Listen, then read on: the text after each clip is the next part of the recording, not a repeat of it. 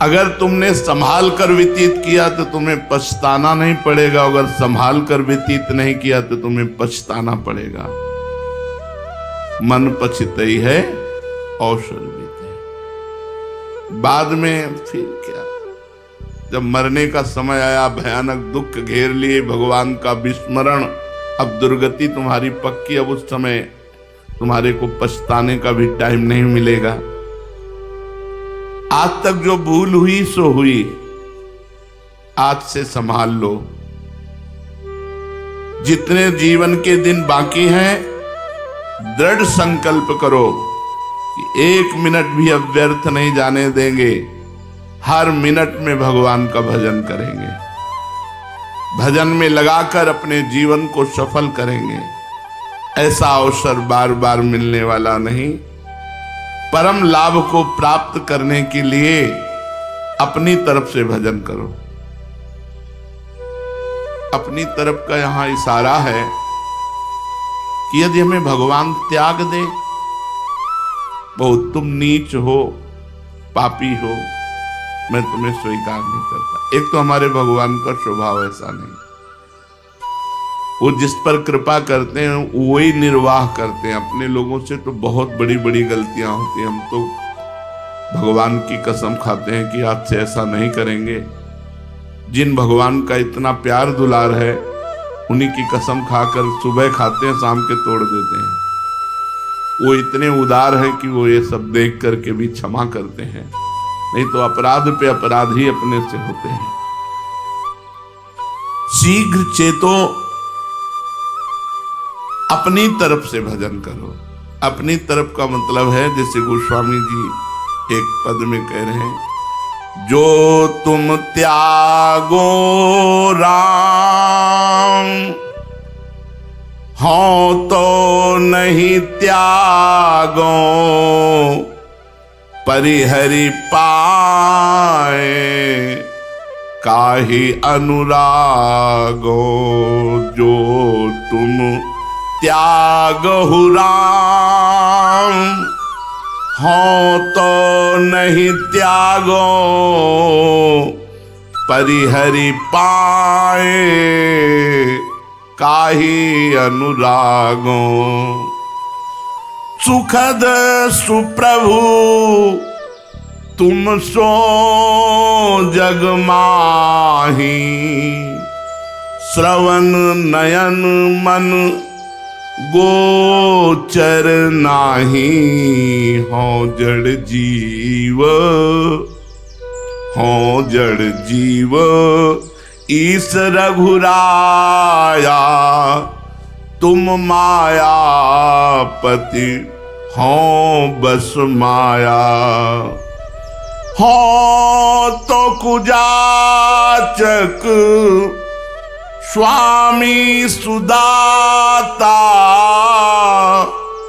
हो कुपूत तुम हितु पितु माता। जो मैं कहूँ को बूझत बातो, सो तुलसी बिनु मोल बिकातो। जो पे कहूँ को बूझत बातो, तो तुलसी बिनु मोल बिकातो। जो तुम त्यागो राम, हो तो नहीं त्यागो। हे प्रभु, यदि आप मुझे त्याग भी दे, एक तो स्वभाव नहीं हमारे प्रभु का,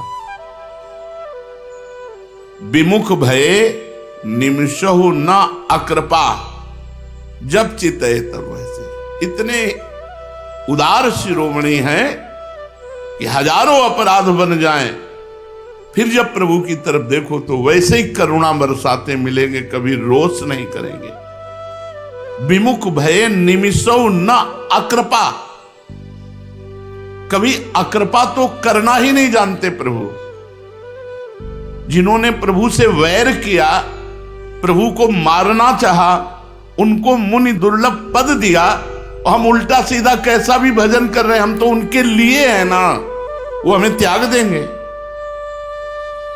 जिन्होंने प्रभु को गालियां दी, प्रभु को मारना चाहा, प्रभु से वैर किया, उनको मुनि दुर्लभ पद प्रदान किया, फिर जो प्रेम से भाव से जैसे भी बनता है वो प्रभु के लिए अपना जीवन दिए हैं, प्रभु उनको त्याग सकते हैं?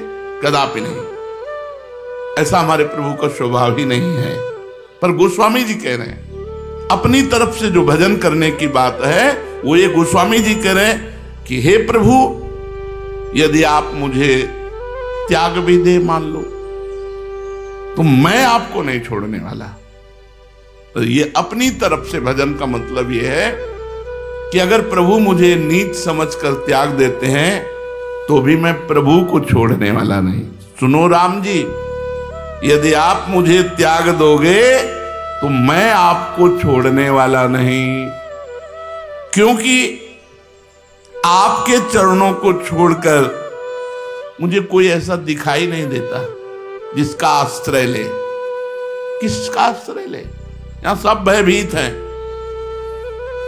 ब्रह्मा भी काल चक्र के अंतर्गत है, ना कि काल चक्र से बाहर। उनकी भी 2 परार्ध की आयु है, जहां उस समय पूरा हुआ तो काल चक्र उनका सब ऐश्वर्य वैभव विलुप्त कर देता है।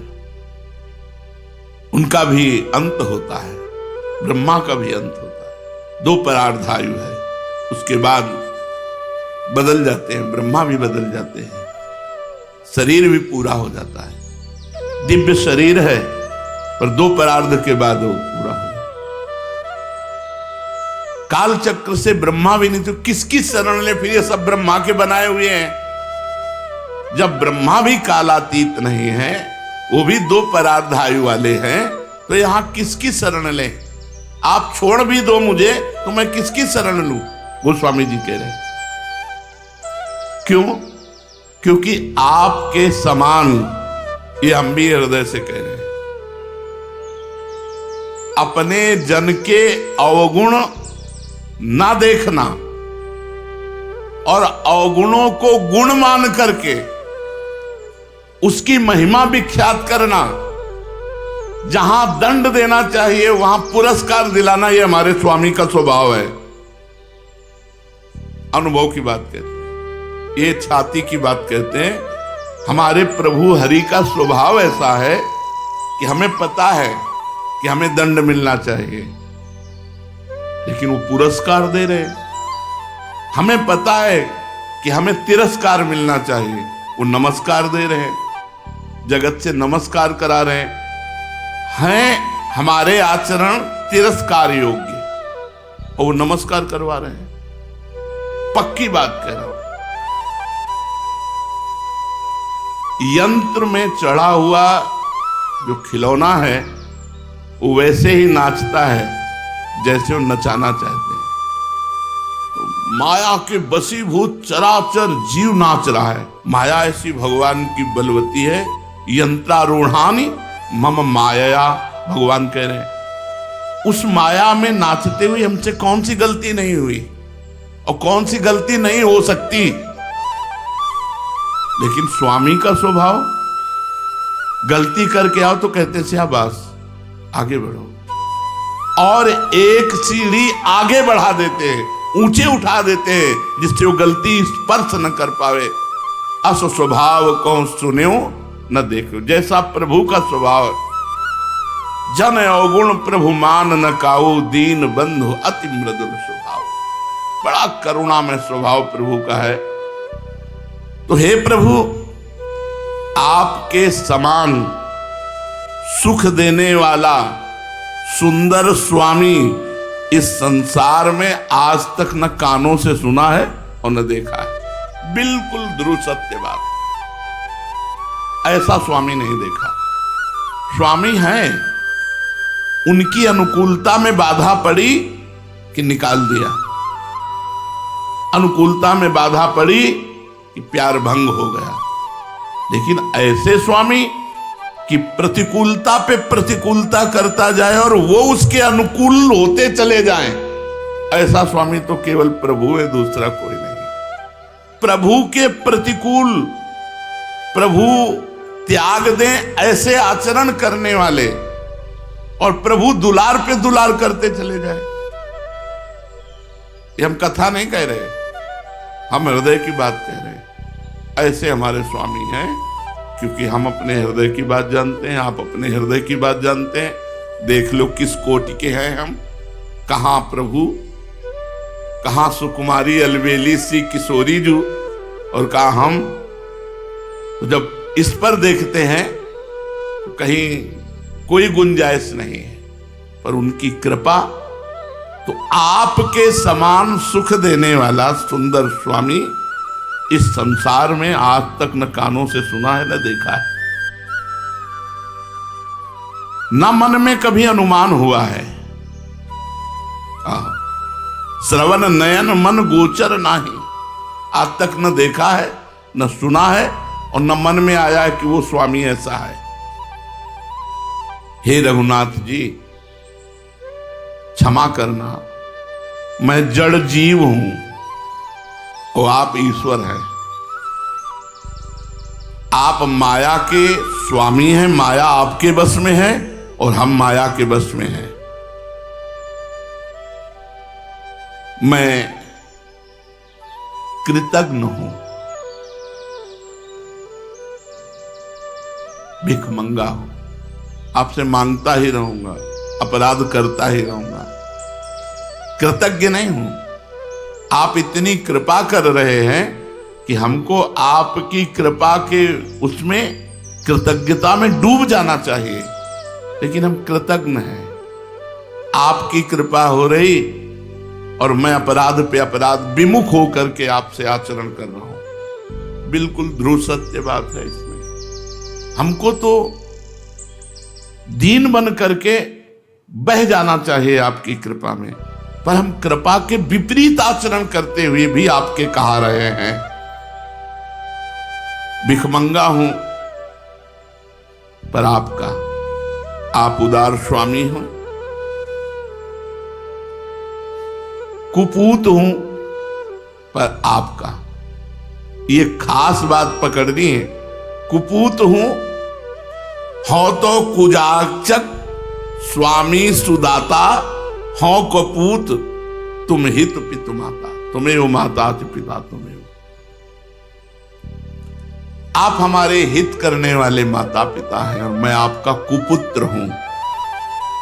भाव ये है कि पुत्र चाहे जैसा हो प्यारा ही लगता है, यही लगता है कि मेरा लड़का है तो खराब पर मेरा है। तो स्वामी मैं हूं आपका, पर आपके लायक नहीं हूं। तो जैसे मां बाप कुपुत्र का भी हित ही करते हैं, ऐसे मैंने देखा कि आप मेरा हित ही किए, कभी अहित नहीं किए। ऐसे आप सदा सर्वदा मेरा पालन पोषण कर रहे हैं, मेरे भाव का, मेरे शरीर का, मेरे जीवन का। प्रभु ऐसा कोई नहीं है। यदि कहीं कोई भी मेरी बात पूछता कि तुलसी मिल गया, मन में मन मिल गया, वो देख पा रहे हैं अपने गुरु की स्थिति को। प्रायः शास्त्रों में पाया गया कि गुरु शिष्य की स्थिति को देखता है, लेकिन शिष्य गुरु की स्थिति को, यह है शरणागति का स्वरूप। अपने गुरु को स्पर्श करते ही पता चल जाएगा इस समय गुरुदेव मेरे किस भाव दशा में है।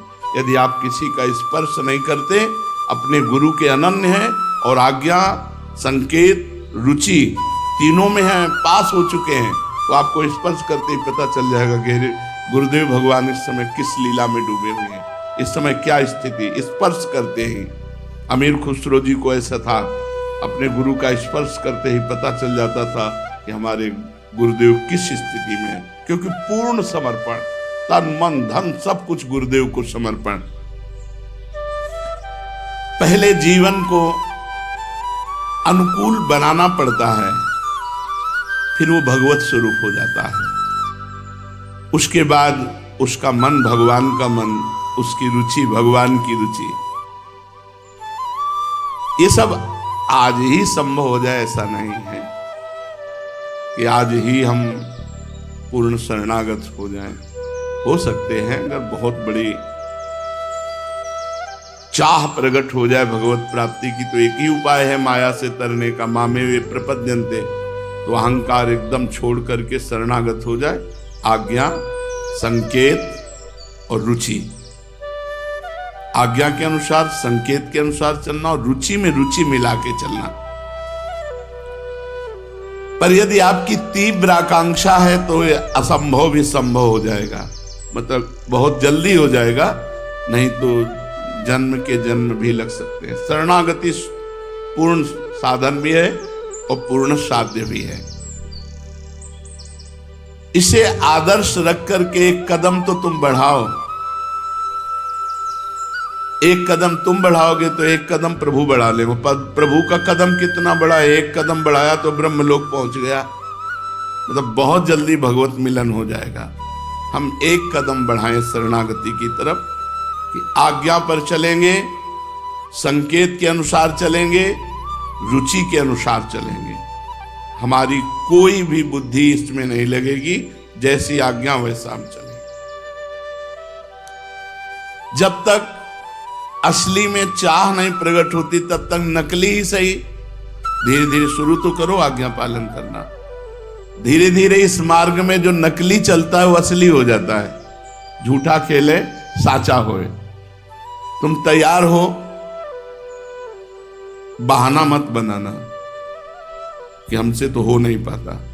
तुम तैयार हो, कम से कम इतनी चाह रख लो कि अब चाहे मरने की आज्ञा हो तो हम उसको भी नहीं टालेंगे, मर जा। आज्ञा करी। श्री रूपलाल गोस्वामी जी ने कहा पद सुनाओ, तो वृंदावन दास चाचा जी काखा गाघा ये सब पढ़े नहीं थे, तो उनका जय जय हम तो पढ़े ही नहीं है। तो बोले मर जाओ जाके। बोले कहाँ? बोले यमुना जी में। बोले जो आज्ञा। उठे और यमुना जी की कगार से छलांग लगा दी। अब गुरु आज्ञा पे छलांग लगाने वाला अमर होता है, मरता थोड़ी है।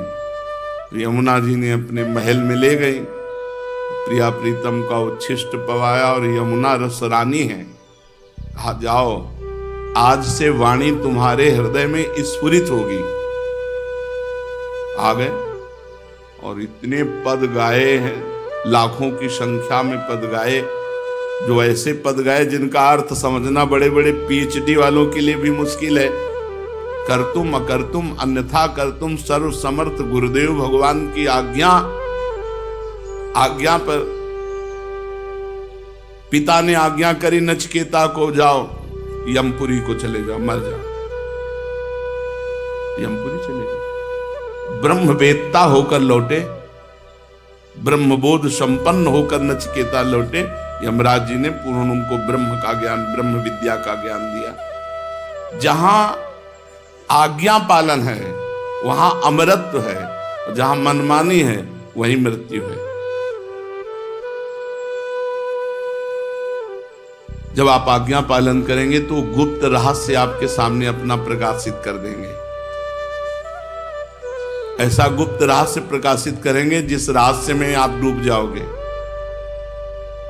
कौतूहल होगा, आपको आश्चर्य होगा। ऐसा भी होता है। मैं ऐसे एक भक्त को जानता हूं कि जिन्होंने शरणागति स्वीकार की तो उनको गुप्त रहस्य सब मालूम हो गए। भाई जी महाराज कह रहे हैं, मैं जानता हूं ऐसे शरणागति में इतनी सामर्थ्य कि गुप्त रहस्य प्रकाशित कर दें।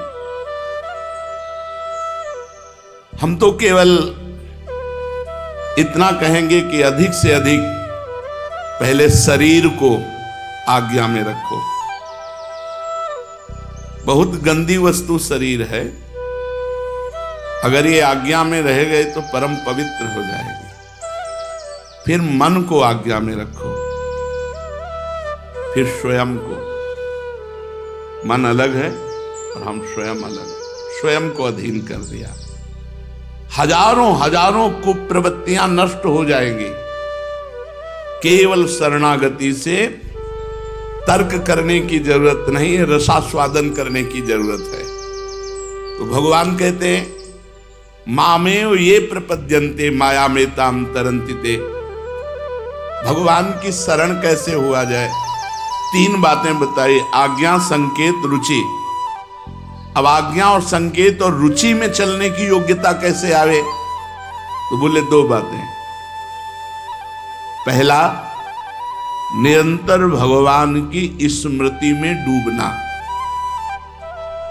लीला गायन करके, मंत्र जप करके, जैसे बने भगवान से जुड़े रहना। और दूसरा, पहले से भी उत्तम नाम जप। जिह्वा के द्वारा भगवान के नाम का जप ये बहुत श्रेष्ठ, सरल, सीधा उपाय है शरणागति का। भगवान का स्मरण, लीला स्मरण, रूप स्मरण भगवान की, वो थोड़ा आगे चलकर है।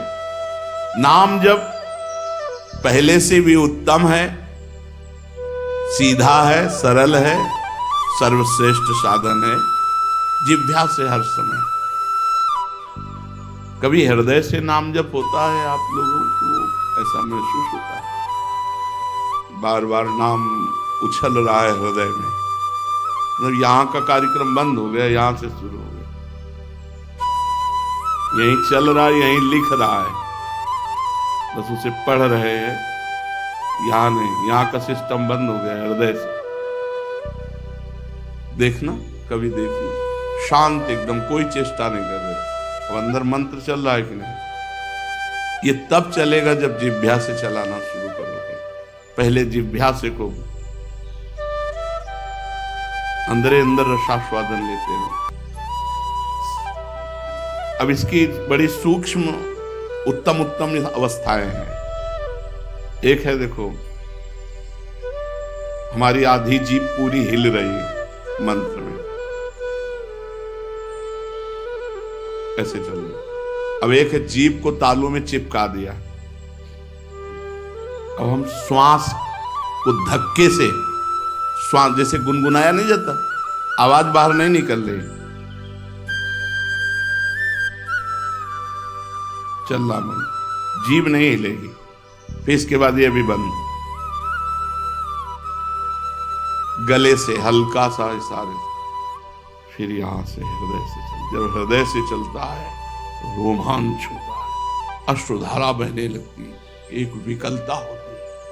हृदय से कभी 1 मिनट चलेगा तो देख लेना आप, जिस दिन हृदय में अंकित होकर चलेगा, रोमांच होने लगा, रोने का मन होगा, चिल्ला चिल्ला कर रोए, ऐसा मन होगा, इतना आनंद की रोने का मन होगा। इसमें किसी प्रकार की कोई आपत्तिजनक बात नहीं है, केवल जीभ से अभ्यास डाल लेना है। प्रभु का जो भी नाम गुरुदेव ने दिया है, अगर गुरु ना बनाया हो तो जो रुचे, जीभ से निरंतर रटन करो। जीभ के द्वारा भगवान के नाम की आवृत्ति निरंतर होती रहे। उससे क्या होगा कि जितने पूर्व के पाप हैं, मल हैं, दुर्वासनाएं हैं, वो सब नष्ट हो जाएंगी।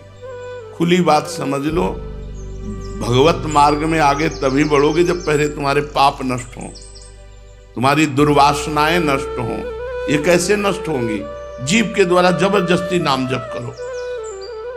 ये बड़ी आवश्यक बात है जीवन में उतारने की और करने की और कराने की।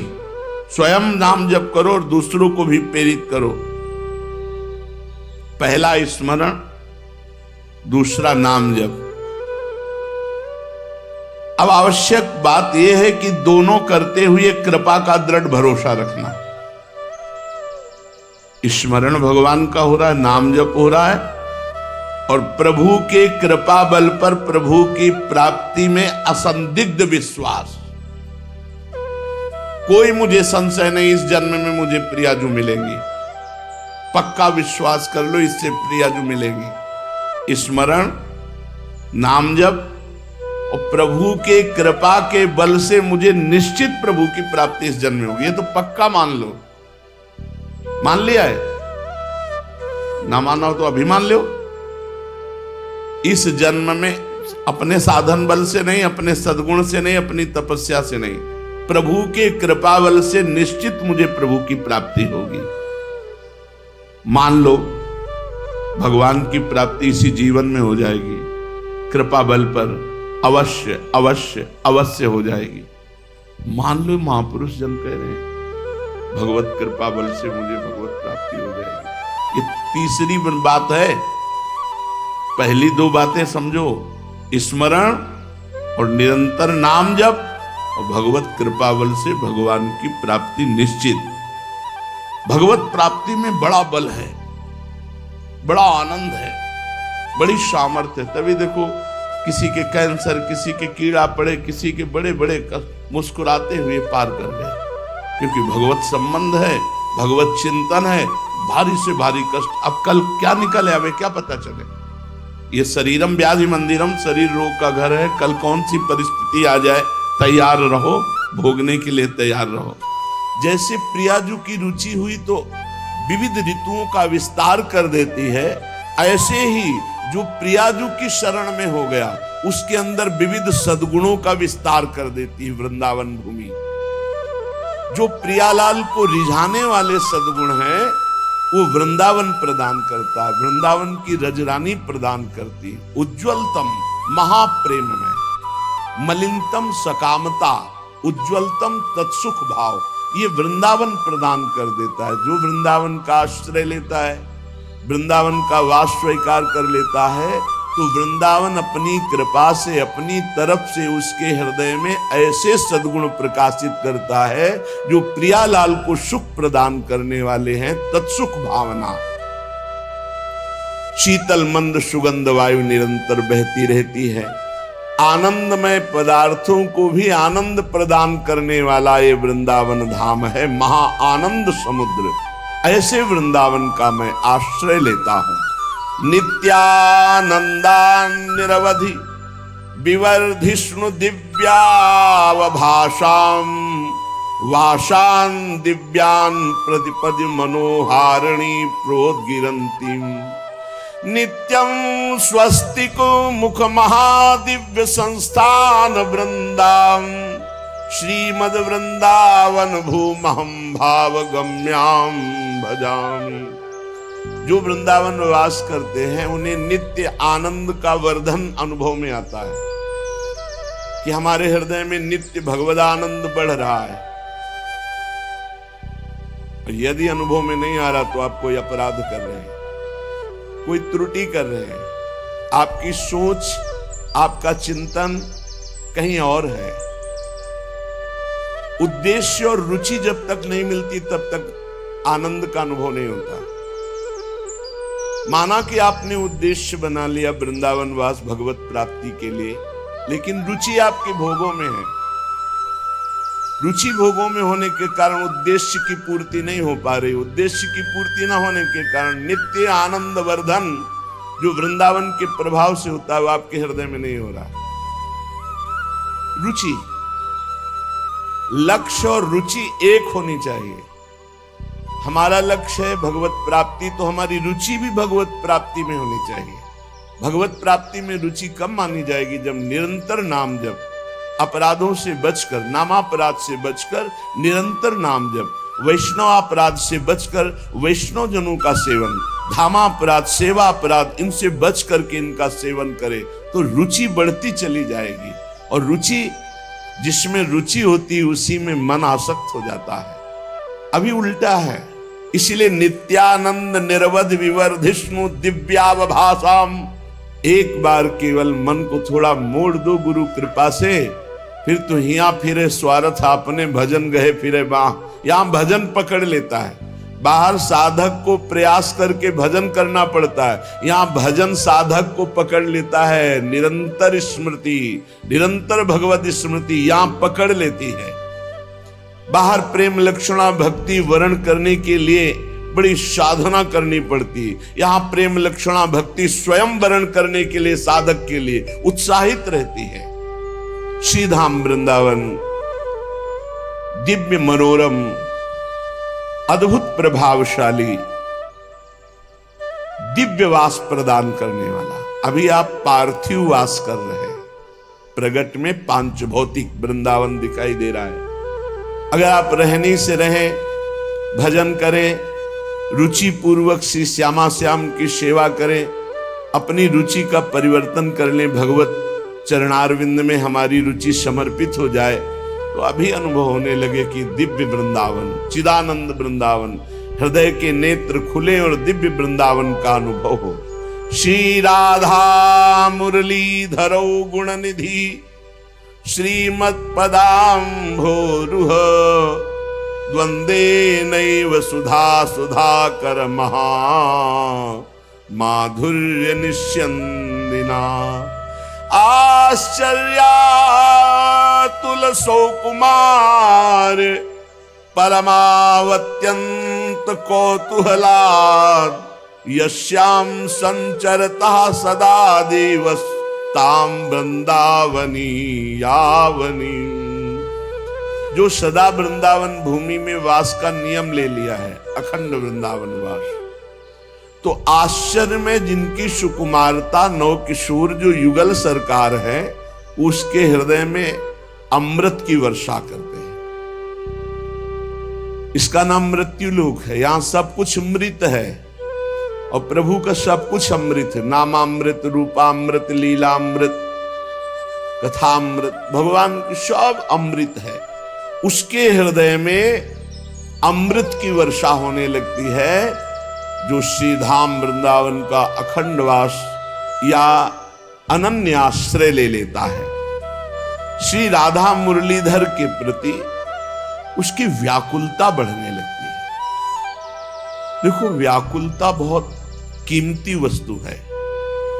बड़े चैन से खा पी रहे हो, दिन कट रहे हैं, भला तुम्हारे अंदर ये रोना आ रहा है, एक जलन पैदा हो रही है, एक व्याकुलता पैदा हो रही कि दिन के दिन व्यतीत होते चले जा रहे हैं और मैं प्रिया प्रीतम को देख नहीं पा रहा हूं। ये व्याकुलता अत्यंत अनिवार्य है उपासक के अंदर। जैसे मुमुक्षुता ना हो तो चाहे वेदांत कंठस्थ कर लो, चाहे वेदांत दूसरे को सुना लो, पर आपको ब्रह्म बोध नहीं होगा। मुमुक्षुता, जितनी तीव्रतम मुमुक्षुता उतने ही शीघ्र ब्रह्म बोध। ऐसी जितनी व्याकुलता, जैसे भूरी सखी की हर पद में देखो रो रही, हर पद में व्याकुल हो रही। जैसे जो ब्रजेंद्र नंदन श्री लालजू से प्यार करते हैं, उनके हृदय की व्याकुलता। प्राण धन सुंदर श्याम सुजान छटपटात तुम बिन। अभी तुम बिन चैन से रह रहे हैं, ये कोई साधना है? हमें भोजन अच्छा लंद नहीं है। अब क्या लक्ष्य बनाएं? लक्ष्य तो पूरा हो गया, लेकिन जो मुझे चाहिए, मेरी अंदर की मांग, उनका वो है अध्यात्म, वो है भगवान की प्राप्ति। तो जब तक जीव भगवान का भजन करके भगवान को प्राप्त नहीं कर लेता, तब तक उसे स्वप्न में भी शांति नहीं मिलेगी। क्योंकि हमारे मन में, इंद्रियों में एक भ्रम बैठ गया है कि अशांति होती है कामना से और कामना की पूर्ति से शांति होती है। ऐसा भ्रम बैठ गया है। कामना अशांत करती है तो सबको पता है, विचलित कर देती है। पर कामना के त्याग से शांति मिलती, भगवान ऐसा कहते हैं, त्यागात् शांतिरनंतरम। जब हम अपनी कामना का त्याग कर देते हैं तो हमें शांति मिल जाती है। और हमें भ्रम बैठ गया कामना भोगों की हो, हम भोग लें तो शांति। इसलिए नाम जप करते हुए कामनाओं के त्याग की तरफ बढ़ें, कामनाओं की पूर्ति की तरफ नहीं। कभी पूर्ति नहीं हुई आज तक इस संसार में। जितने भी मरे सब अभाव में मरे, अभाव लेकर ही गए। पूर्ण तो वही हुआ जिसने भजन किया, जिसने अपने जीवन को भगवान के चरणों में समर्पित करके खूब डट के भजन किया, वही पूर्ण होके गया। नहीं तो यहां से सब अपूर्ण आशा, अपूर्ण कामना, अभावग्रस्त होकर ही मर के गए। जीवन क्षण भंगुर है, अभी है, क्षण भर बाद रहेगा या नहीं पता नहीं। यहां की सभी चीजें यहीं रह जाएंगी। फिर किस मोह में पड़कर इस छोटे से जीवन को आप भगवान के चरणों में समर्पित करके निश्चिंत क्यों नहीं हो जाते, निर्भय क्यों नहीं हो जाते। छोटा सा जीवन है, 70-80 वर्ष, उसमें भी 30-40-50 व्यतीत हो गए, पता नहीं 80 तक पहुंचेंगे कि नहीं। विचार करो, इस छोटी सी जिंदगी में तुम कौन सा काम करने आए हो और क्या कर रहे हो।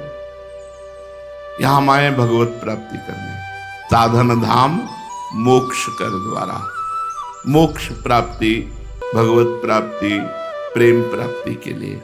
और यहां कर क्या रहे हैं, अपनी इंद्रियों को दुलार, मनमानी आचरण जो हमारी दुर्गति कर दे, जो हमें और पतन के रास्ते में ले जाए। तुम्हारा जीवन सफल तभी होगा जब तुम निरंतर नाम जप करोगे। मृत्यु के भयानक चक्र से तभी तुम छूटोगे जब भगवान की आसक्ति हो जाएगी। शरीर की आसक्ति हटकर भगवान की भगवद आसक्ति हो जाएगी। असल में परम शांति को तुम तभी प्राप्त होगे जब तुम्हें भगवान का साक्षात्कार हो जाएगा।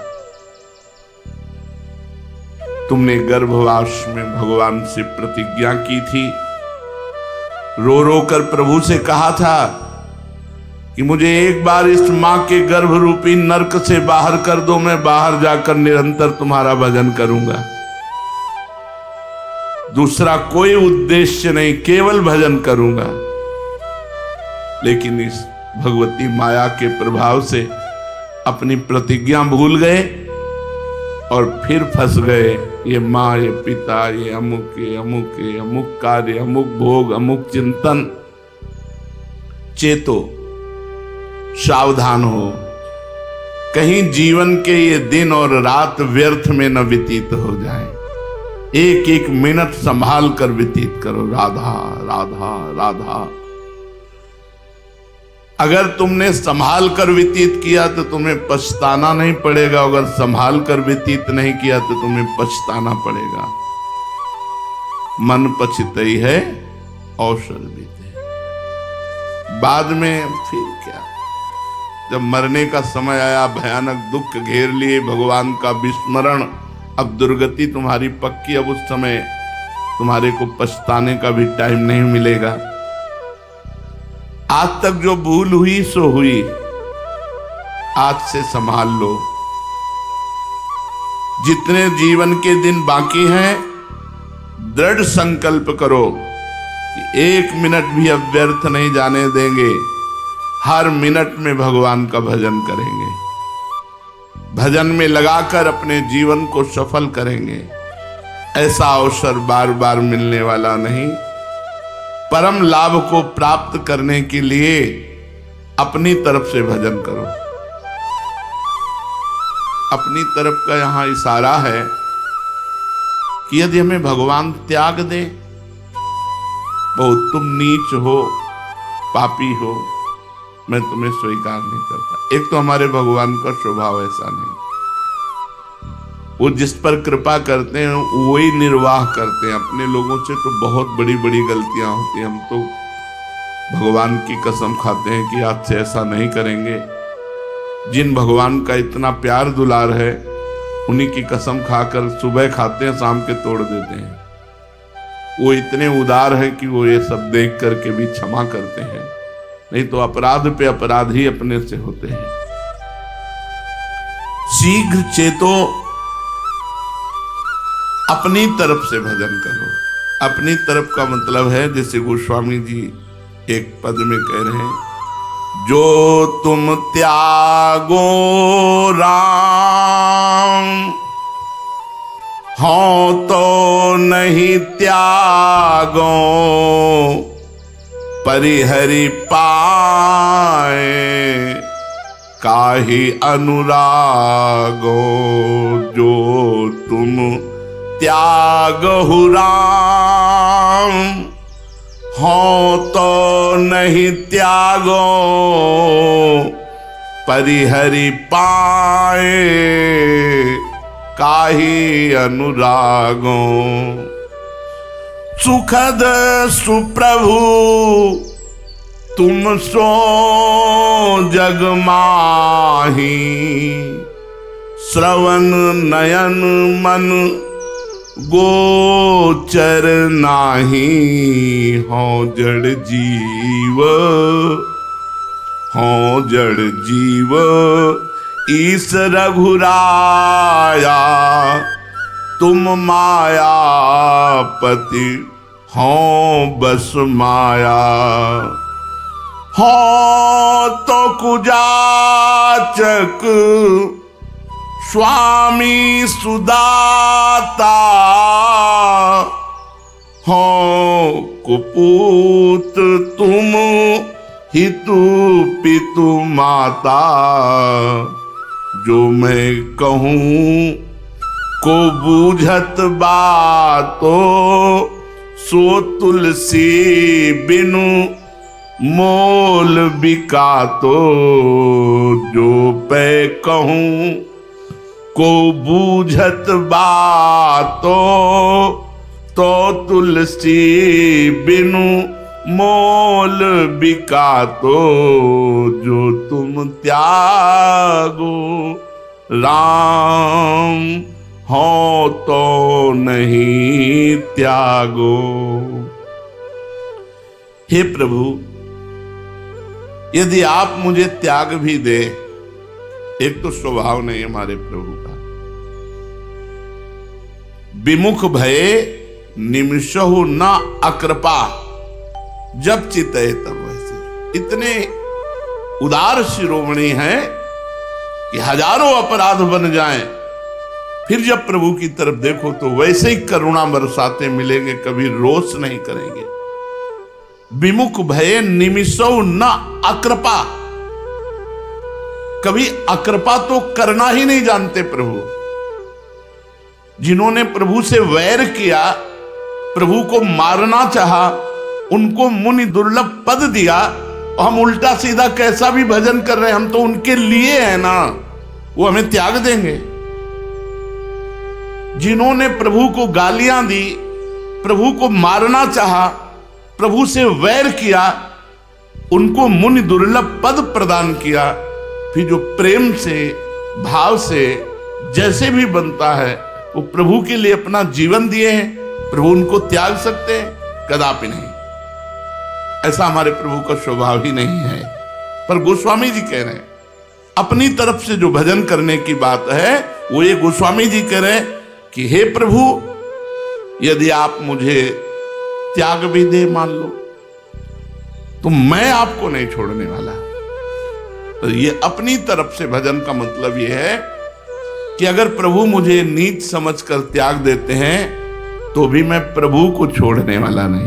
सुनो राम जी, यदि आप मुझे त्याग दोगे तो मैं आपको छोड़ने वाला नहीं, क्योंकि आपके चरणों को छोड़कर मुझे कोई ऐसा दिखाई नहीं देता जिसका आश्रय ले। किसका आश्रय ले? यहां सब भयभीत हैं। ब्रह्मा भी काल चक्र के अंतर्गत है, ना कि काल चक्र से बाहर। उनकी भी 2 परार्ध की आयु है, जहां उस समय पूरा हुआ तो काल चक्र उनका सब ऐश्वर्य वैभव विलुप्त कर देता है। उनका भी अंत होता है, ब्रह्मा का भी अंत होता है। 2 परार्ध आयु है, उसके बाद